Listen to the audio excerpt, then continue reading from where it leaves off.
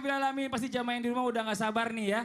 Pengen dijawab pertanyaan sama guru-guru kita. Kalau gitu langsung aja yuk kita masuk lagi ke segmen Tanya Dong Ustadz. Kami semua tanya dong Ustadz. Uma gak ikut nyanyi? Belum hafal. Oh belum hafal. Ntar dihafalin di rumah. Dari Instagram hamba Allah ya. Assalamualaikum Ustadz Ustazah. Saya seorang janda Ustazah. Saya hendak dilamar oleh seorang laki-laki tapi keluarga laki-laki itu menilai saya sebelah mata Ustadz. Karena status saya janda.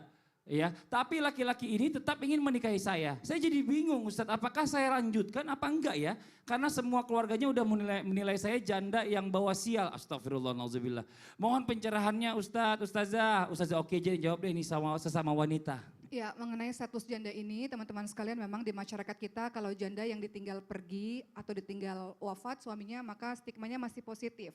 Tapi kalau bercerai hidup biasanya orang-orang sudah menilainya sesuatu yang tidak baik. Itu harus kita sadari mengenai hal itu. Tapi apapun itu, wahai ibu yang dicintai oleh Allah SWT, yang harus dilakukan adalah tidak perlu memusingkan pikiran manusia.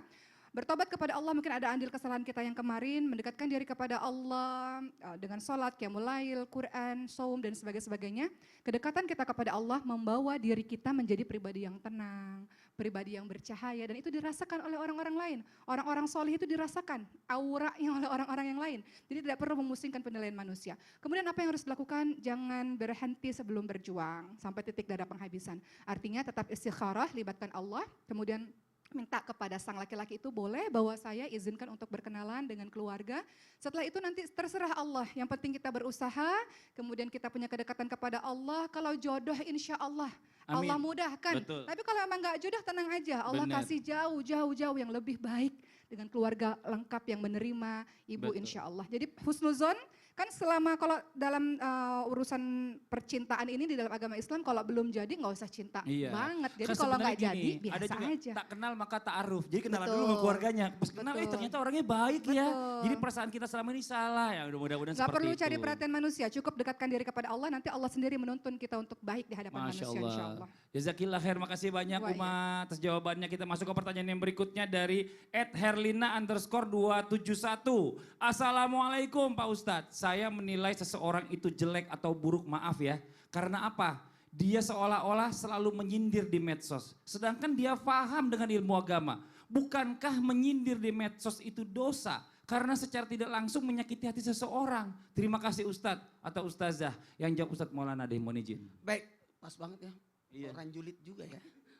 Baik, bismillahirrahmanirrahim. Satu hal bentuk kesyukuran buat kita, tetap berbaik sangka.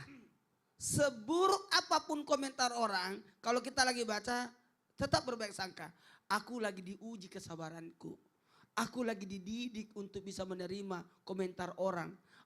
Jadi kita tidak memaksakan diri untuk mengetahui. Makanya terus terang, saya langsung ungkapkan ini. Saya tuh banyak grup. Oh, grup apa nih? Grup-grup Vokal grup? WhatsApp gitu. Oh, grup Tapi mohon izin. grup WhatsApp dan vokal grup. Tapi saya tidak pernah banyak komen. Tidak pernah banyak komen. Iya, Karena iya. orang yang kalau kita komen atau posting sesuatu, lagi ngapain Ustaz, lagi ada masalah. Kayak gitu macam-macam. Jadi lebih baik menjaga hati, ya mohon maaf ya. Jadi gitu, tetap berbaik sangka. Kalaupun orang berkomentar buruk, berarti saya lagi diuji. Berarti saya lagi dididik. Bahkan kenapa bisa jadi ada komentar di masyarakat lebih sakit lagi. Yang kedua, alhamdulillah kita diperhatiin. Kalau ada yang komentari kita, berarti kita diperhatiin. Betul. Dan yang berikutnya yang paling penting, Apa tuh? kalau ada yang mengomentari kita, berarti kita lebih memahami dia. Ternyata orangnya seperti ini. Jadi dia memperkenalkan dirinya dengan apa yang dikeluarkannya. Oh. Teko itu kita tidak tahu apa isinya teko. Tapi teko itu akan ketahui isinya ketika dia sudah keluarin. Menumpahkan Apakah kopi, isinya. apa teh. Benar. Jadi kita tahu, oh begitu dari sifatnya. Oh, jadi terima kasih banyak Ustadz ya, justru karena dengan seperti itu kita tahu dan kita jadi berhati-hati terhadap orang Iya. tersebut. Makasih banyak yang sudah mengirimkan pertanyaan. Sekarang waktunya kita mendengarkan kesimpulan singkat dan juga doa dari guru kita Ustadz Syam. Tafadhol Ustadz Syam. Baik, tabi guru-guruku. Jamaah Islam itu indah yang dimuliakan Allah Subhanahu wa taala. Dari apa yang kita pelajari hari ini di Islam itu indah, subhanallah. Maka ada satu ungkapan yakni dalam riwayat, kun indallahi khairun nas. Jadilah manusia terbaik di mata Allah. Lakukan perintah Allah. Wa kun indan nafsi syarran nas. Tapi jadilah manusia paling buruk di mata diri sendiri. Ketika melihat orang lain selalu katakan orang ini lebih mulia daripada saya. Orang ini lebih baik daripada saya. Orang ini di mata Allah pasti lebih baik daripada saya. Wa kun 'indan nasi rajulan minan nas. Dan jadilah manusia sederhana di mata manusia lainnya.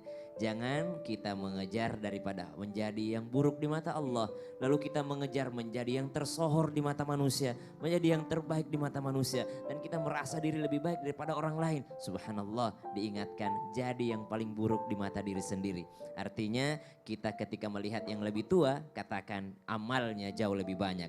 Melihat yang lebih muda katakan dosanya jauh lebih sedikit. Lihat orang pintar jangan katakan ini orang akan disiksa karena ilmunya. Tidak, Allah berikan kelebihan kepadanya yang tidak diberikan kepadaku. Lihat orang yang tidak berilmu katakan dia tidak akan dihisap dengan ilmunya karena dia tidak punya ilmu.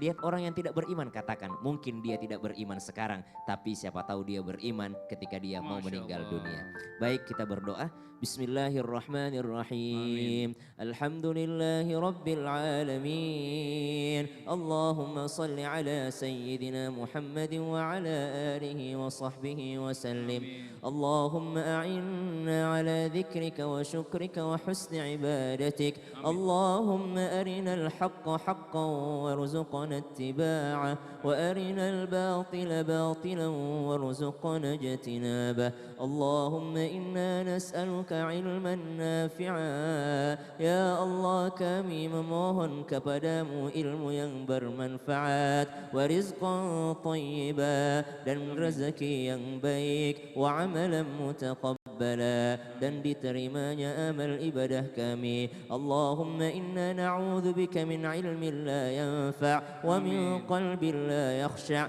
Kami berlindung kepadamu dari ilmu yang tidak bermanfaat dan hati yang tidak pernah khusyuk. Wa sallallahu ala sayyidina Muhammadin walhamdulillahi rabbil alamin. Amin amin ya rabbal alamin. Demikianlah perjumpaan kita hari ini. Sekali lagi mohon maaf atas segala kekurangan. Wabillahi taufiq wal hidayah. Wassalamualaikum warahmatullahi wabarakatuh. Waalaikumsalam warahmatullahi wabarakatuh. Assalamualaikum. Bertemu lagi di Islam itu indah. Ada Pak Ustadz Maulana, Ustazah Oki, Ustadz Syafadli. Pagi-pagi kita berbagi nilai Islami sejukkan hati, menuju petunjuk ilahi, jawaban dari hidup ini. La ilaha illallah.